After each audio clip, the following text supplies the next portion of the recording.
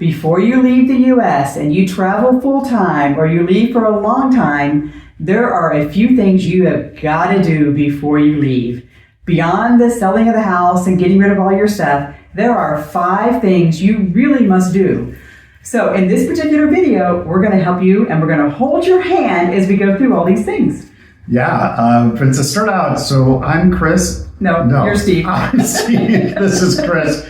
We are EatWalkLearn. We have been traveling the world for about 4.5 years now, and it's just so much fun to reflect back on what that experience was like 5-6 years ago when we decided to sell everything that we owned and leave the country. And now with 5 years of experience, we're always learning new things, and we love to share some of the tips with you to make sure that your transition into full-time travel or long-term travel is an easy one. Right. So if you've been following along, the last 3 weeks we've been talking about a whole series of how to sell your house, how to get rid of all your stuff and leave with just 2 carry-on suitcases. That may or may not be what you're leaving with. That's what we left, and we reflect on that experience. So go and watch that series. This is the last of that series and the first of the next series where we're going to go through the minutia, all those little details that you have to accomplish in order to effectively be safe and leave the U.S. So the 5 topics we're going to talk about over the next 4 or 5 weeks are, the first one is domiciling, your address and your driver's license and voting and all those details. The second one is money, credit cards, banking, transaction fees, currencies, and those types of issues. The third one is cell phones. We're going to update our cell phone video. Our cell phone video has over 300,000 viewers on it. We're going to update that with current technology and current ways to set up your cell phone and current ways to save even more money. Even if you're not leaving the U.S., these are things you could do in the U.S. with your cell phone. Finally, number 4 is insurance. That's medical insurance and travel insurance. We'll talk about those in the 4th video. We know everybody's going to be thinking about insurance coming up at the end of the year with all of the open enrollments coming up and the changes to all the Medicare and all those things. We'll deal with those questions and answers in the 4th video. And then the last one is all the apps that we use to make our life easier, to build our communication with our family, and to be safe around the world. So subscribe now if you would, and ring that alert bell so you know every Sunday when the next video comes out that you are right on key with watching all this stuff coming out.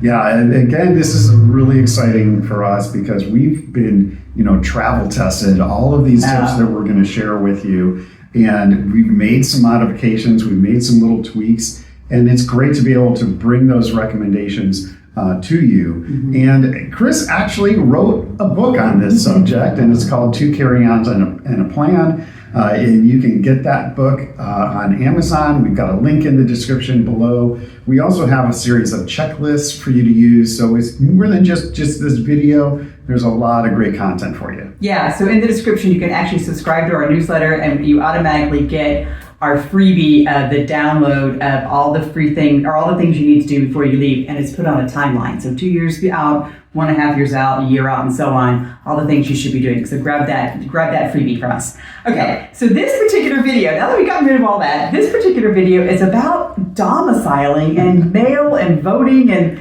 you think it's boring, you think, you probably haven't even really given it much thought in your real life, but now in your nomad life, these are big issues. Yeah, the question is, well, where do you live? If you don't live anywhere, we sold our house, we sold everything that we owned, and the question is, well, where do you live? Well, my first consideration when we had that question is, well, I want to live in a state that doesn't have any state income tax. Yeah. So this is sometimes the last thing that people think about is like, oh, I got to pay state income tax. I can't avoid it. Well, yes, you can if you can, quote, move to a different state. Why not?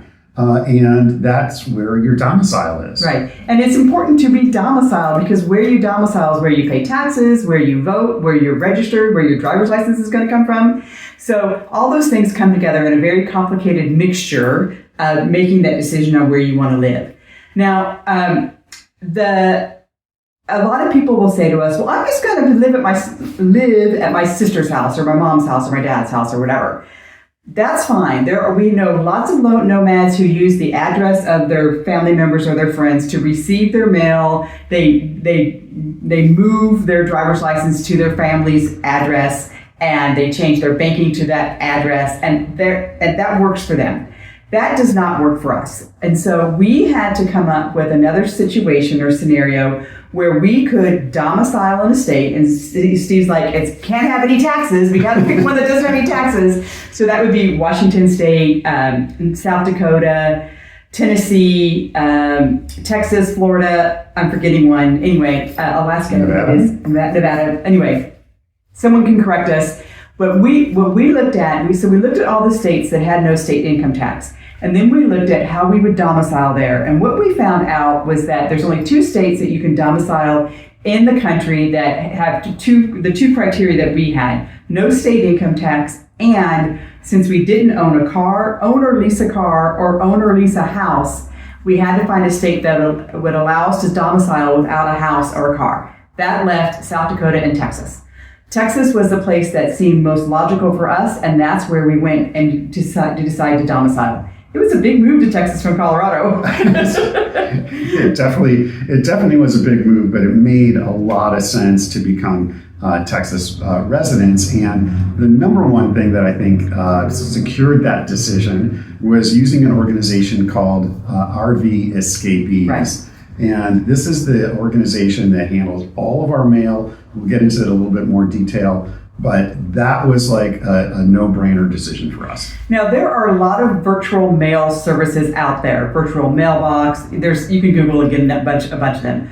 The reason, and they do Texas, but the reason why we picked RV Escapees is because of its relationship with the other county government officials in the little teeny tiny town of Livingston, Texas, and Polk County, Texas, just north of Houston.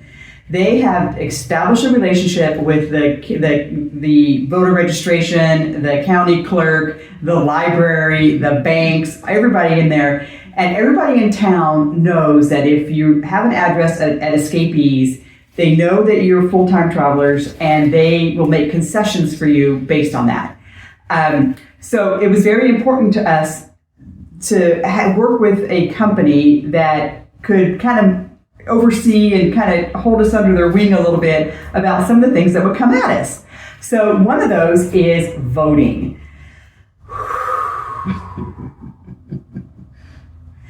Being absentee voters or mail-in voters in this political climate is a challenge, especially in a state like Texas. We'll just say it that way.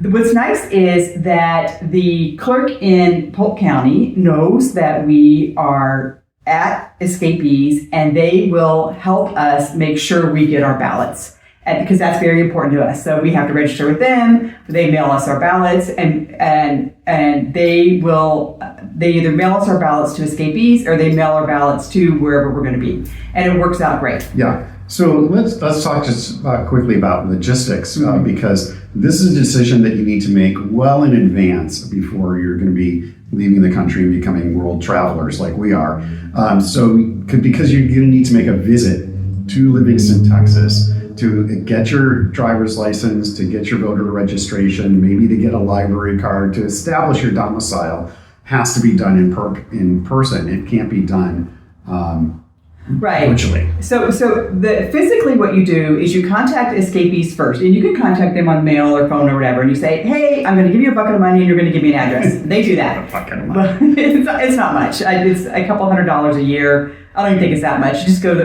we don't remember. We just pay it because we have to. Anyway, go to the website, take a look. And by the way, tell them we sent you, but we don't get anything in return. It's just, they're a small business. We like to support a small business. Anyway, you contact them, you say, hey, we want to sign up with you, you give them money, and they give you an address. Once you have that address, then you go to your utilities and your banking and so on, and you change your address. So most likely, if you're nomads, you're not going to have any utilities. You might have a cell phone bill. You're definitely going to have bank statements. So you want to get your bank statements changed. Once you have a couple of months of bank statements, then you can go to the DMV in Polk County, Texas, and say you're a resident. They actually accept bank statements as proof of residency. You should give them that. You give the DMV some money, and they take your picture, and you do whatever, and then you get your driver's license. With your driver's license, and you have to do that in person. You've got to make an appointment with your and you actually don't have to do that in Polk County. You can do that anywhere in Texas, but since you probably want to go to Polk County, you get your driver's license, and then with your driver's license, you go over to the clerk, you register to vote, then you go to the library, you get a library card, you do all the things that once you have a driver's license or a state ID, it doesn't have to be a driver's license, it can be a state ID. Do those both at the DMV. Once you have those, then that establishes you as a resident, and you are now domiciled in the state of Texas. Right. This was important for you in particular in relation to Colorado. Yeah, well, where I started off with the comment about wanting to make sure that we didn't have any state taxes. And so this verifies, we are Texas residents. We don't own any property in Colorado. We don't have jobs in Colorado. Our banking is not. There's no relationship that we have right now in Colorado that would make the state of Colorado come to us and say, right, "Hey, you owe us state taxes." No, we don't live there anymore.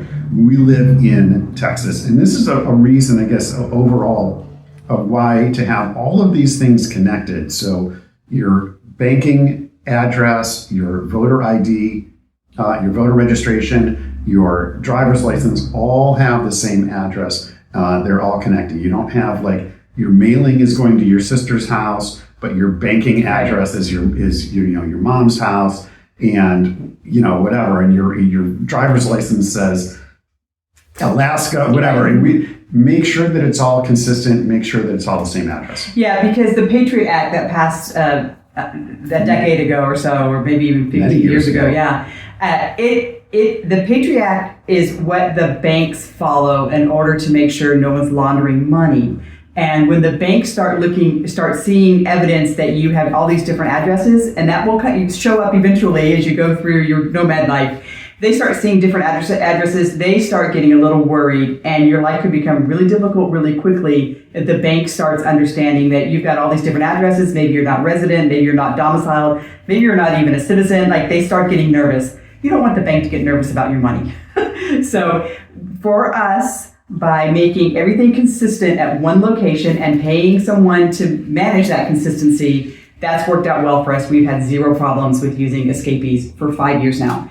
What's also nice about escapees is we're not trying to avoid jury duty. We would love to do jury duty, but when we get called for jury duty, invariably we're not anywhere near Polk County, Texas.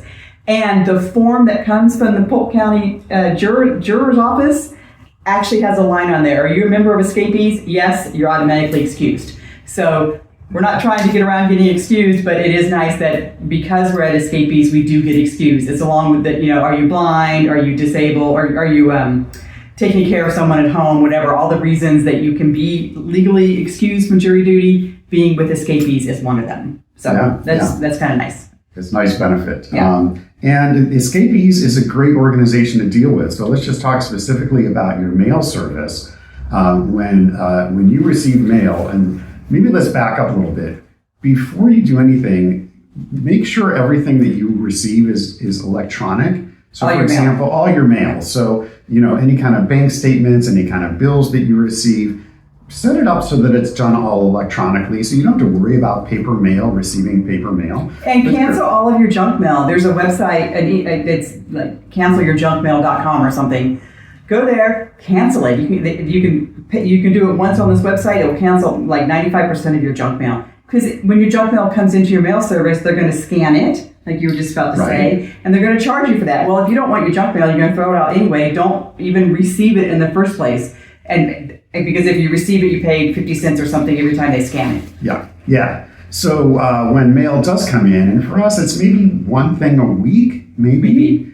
The RV Escapees does a scan of the envelope, the cover of the envelope. They digitally, whatever, so you log into the account and you can see that. And you can decide, do I want to hold it to be mailed later to me, or do I want to destroy it? Or do I want to open it and scan the contents? And that's actually what costs a little bit. It's I think it's a nominal fee. Yeah. So typically if we get something and we're like, whoa, what is this? we'll click to have them open it. And then usually about 24 hours later, we'll get another notification that we can look at the contents in a PDF and see exactly what that mail is. And again, we can decide, do we want to destroy it? It's not important. And if it is something that's important, now you have the PDF, you can download it. So now you have the PDF. Right. So, or to save it for future physical mailing to you. Right. And so people will ask us, well, how do we get our credit cards? This is how we get them. They come into escapees. We get the envelope scanned. We then ask them to scan the inside, so we get numbers off the credit card. Then we take the credit card numbers and put those into our digital wallet and our Google Pay. Then we can use the credit card without having to have the credit card. Yeah. Then we will ask them to hold the credit card until we get to a place that we can receive mail that we feel is a secure location to receive mail, and then they'll mail us our credit cards and anything else that's in our mailbox. Yeah, so it's probably maybe once every 4 to 6 months that we actually ask them to take all of the mail that they've saved and physically, mail it to us where we are. Yeah. And it's worked out great. And the nice thing is that we're just we don't get any mail. And why? I mean, there's so many things that you can just change to receive digitally. There's really no reason that you should have those things that getting that physical mail. Right. All right. Do we have any other? If you do pick a state that has taxes, of course you would pay taxes at your domicile. We're in Texas. We do pay taxes, except they're federal taxes. We're not paying Texas taxes. We file our taxes with our Texas address. We have, our 1040s or whatever, or have our Texas address on them. And we also want to talk a little bit about our international driver's license. So in Texas, You'll get your Texas driver's license. Now, you may also need an international driver's license. This is a driver's license that rental car companies really will ask for. In Europe, they've gotten much more strict about this recently. So if you've been in Europe in the past, you're like, I didn't need an international driver's license. Now they're asking for it. The last 3 times we rented a car in Europe, they've asked us for our international driver's license.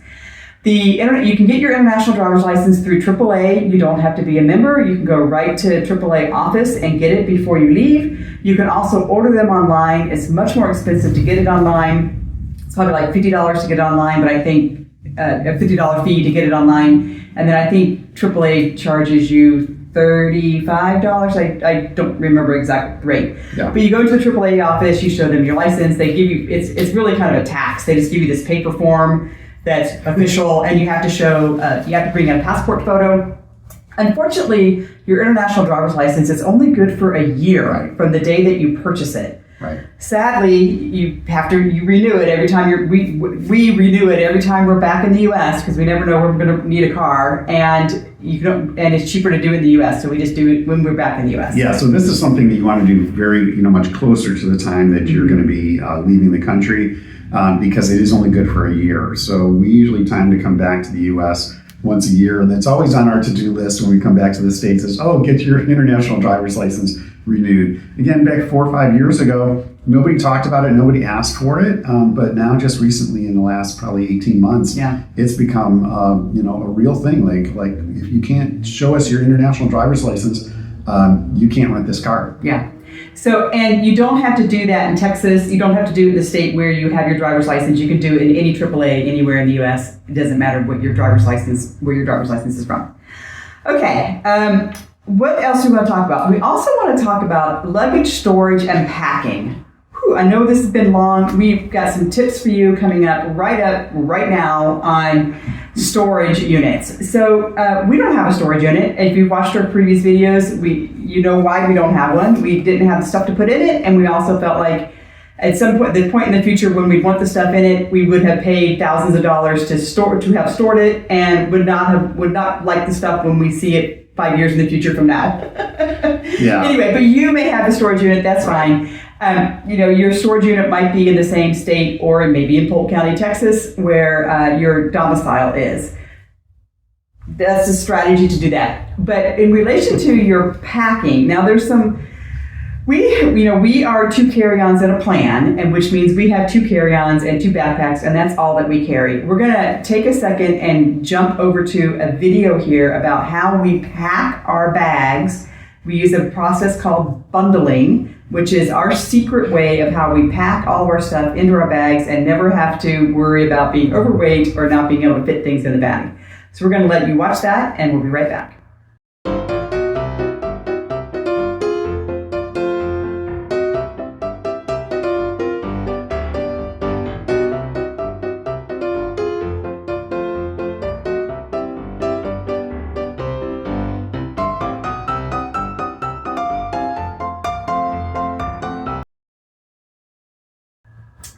So you saw us pack our bags, but we've got some other strategies to talk about also with packing. I just want to say kind of the bigger picture is the less you take with you, the easier it's going to be for you to travel. So this is not about a packing strategy that is something magical, although bundling is really cool.